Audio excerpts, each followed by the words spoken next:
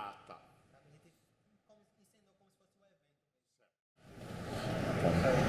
Bom, então vamos lá, minha última pergunta, né? Assim, eu fiquei com a pergunta sobre o grupo PET, assim, como tutora do grupo, eu vou perguntar sobre o que o senhor acha da orientação dos nossos alunos na formação. O PET é um programa que propõe a seus integrantes uma trilha de pesquisa relacionada à não especialização precoce, ou seja, a realização de um contato prévio com várias áreas da graduação antes de seguirem para uma determinada linha de pesquisa de interesse. Essa característica, por ser algo peculiar, caminha numa direção diferente do que se presencia corriqueiramente no ambiente da graduação. Com base nisso, como o senhor analisa a orientação do programa comparada ao cenário de um contato científico único e precoce? Sabe, é interessante porque hoje a graduação, na verdade, eu acho que, embora com a iniciação científica eu tenha um contato precoce com uma determinada área e leve a uma especialização um pouco precoce e o aluno começa a abandonar outras áreas, mas eu acho que esse não é um mal maior da graduação. O mal maior é que, se eu considerar na sua totalidade, a graduação não tem nenhuma relação com a pesquisa. Ou seja, o aluno de graduação não se vê como participante de um projeto em que ele deve se aprofundar com vistas a, no futuro, se tornar um pesquisador. Eu acho que a graduação, na verdade, perdeu profundidade, perdeu substância, perdeu dimensão.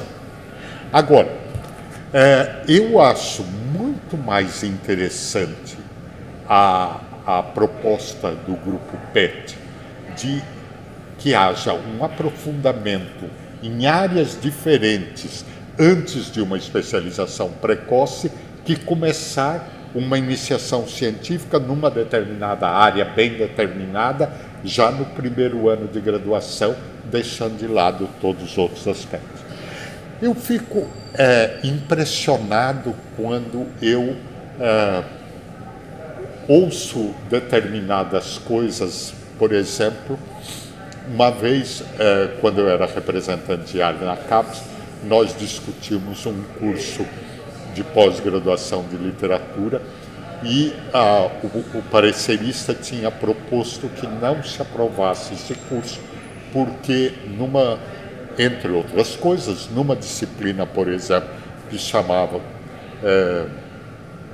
as correntes críticas na literatura brasileira, acho que era isso que se chamava, não havia nenhum autor, nenhum crítico literário importante, antigo. E aí eu comecei a perguntar, mas não está citado Silvio Romero, Zé Veríssimo e tal?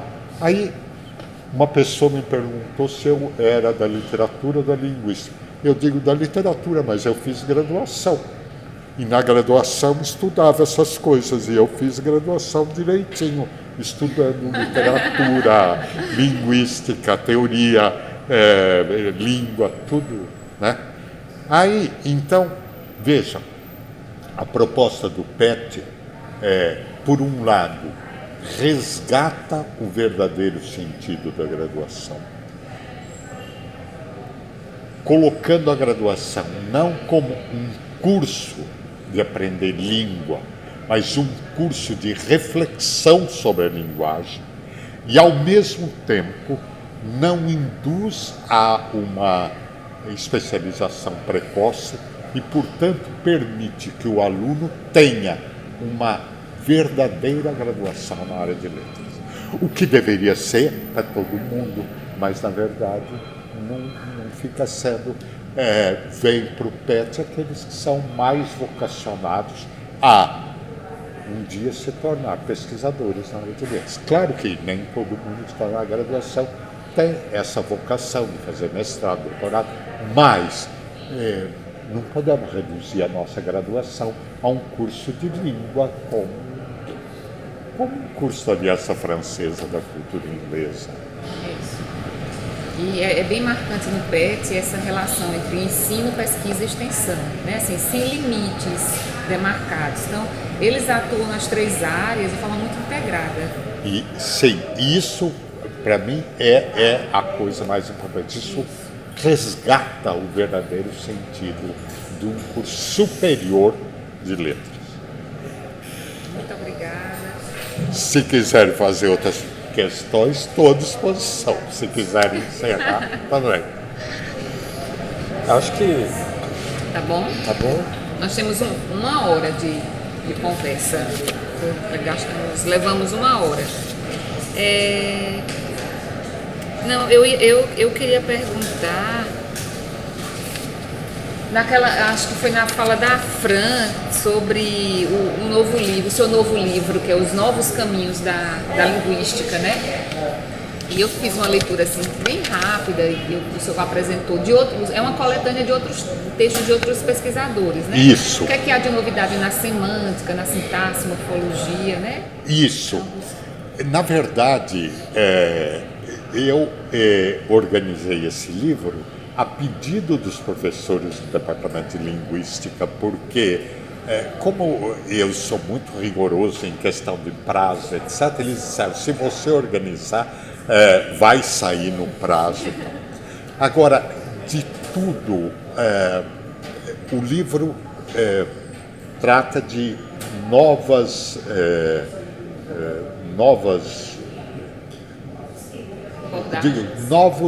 novas linhas de pesquisa na área de fonologia, de morfologia, de sintaxe, de semântica.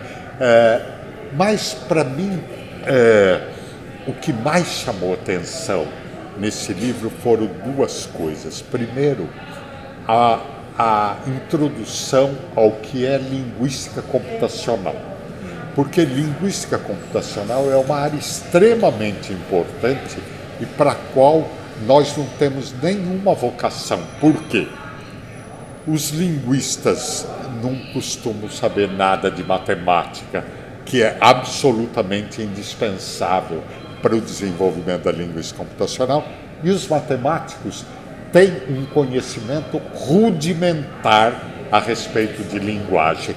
Quando você ouve um linguista da computação que é formado em matemática falar sobre sintaxe, você fica impressionado com a primariedade com que ele fala de sintaxe. Então, seria preciso chamar mais gente para essa área e gente que aprendesse matemática, que aprendesse linguística, que aprendesse linguística computacional. Eu acho que eles fazem uma apresentação de uma maneira tão clara, sem nenhuma necessidade de que nós saibamos matemática, mas mostrando a importância que tem a linguística computacional. E outra coisa nesse livro que me chamou a atenção foi o último capítulo, é aquele que trata da origem da linguagem humana. Porque vocês sabem que a origem da linguagem humana é uma coisa complicada de explicar, porque nós não temos nenhum material que nos permita estudar como a linguagem humana surgiu. Por quê? Todo conhecimento que nós temos de língua é um conhecimento a partir da decifração da escrita antiga dos egípcios, dos chineses, dos babilônios, etc. O que significa, portanto, que as línguas que nós conhecemos são línguas constituídas como as nossas línguas. E o que nós podemos dizer, a linguagem humana surgiu há mais ou menos não sei quantos mil anos, porque o cérebro do Homo sapiens era do tamanho do nosso cérebro e, portanto, supomos que ele falasse. Bom, quem explicava a origem da linguagem? Os mitos. na nossa civilização, o mito de origem da linguagem é o que está na Bíblia. Deus cria o homem, sopra e dá a ele a capacidade de falar. E traz diante dele todos os animais, os peixes, as aves, para ele dar o nome que convinha a cada um. E mais importante que isso, Deus, há duas histórias da criação do mundo no Gênesis. A primeira, Deus cria o mundo falando: faça-se a luz, a luz foi feita. Separa a água e os continentes apareceram. Na segunda, ele mexe o barro, com o barro, ele cria a imagem do homem e cria os animais, etc. Ele não cria só o homem modelando no barro. O que significa que o mito mostra para nós que são duas as categorias fundadoras da história: o trabalho e a linguagem. E a linguagem dá a nós a capacidade divina de criar o universo. Nós podemos criar os universos que nós quisermos com a linguagem humana. Bom, e no final do século XIX, quando se cria a Sociedade Linguística de Paris, a Sociedade Linguística de Paris estabelece que um tema que era absolutamente proibido era a origem da linguagem.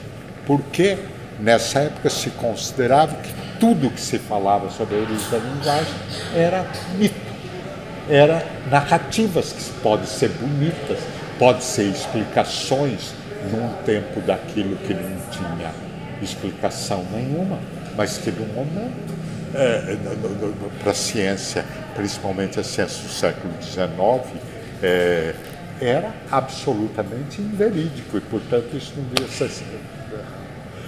não devia ser discutido. Ora, as novas discussões a respeito de genética, etc., estão permitindo recolocar a questão da origem da linguagem sobre novas bases, e a questão reapareceu de uma nova maneira muito interessante. Para mim, esses dois capítulos foram os que mais me chamaram a atenção, embora é claro que, por exemplo, de fonologia estuda o que chama fonética de laboratório, ou seja, como que, na verdade, fonética e fonologia não são duas áreas completamente separadas, como nós aprendemos quando nós aprendemos fonologia, mas que elas podem, que certas explicações fonéticas dão explicações fonológicas e assim por diante.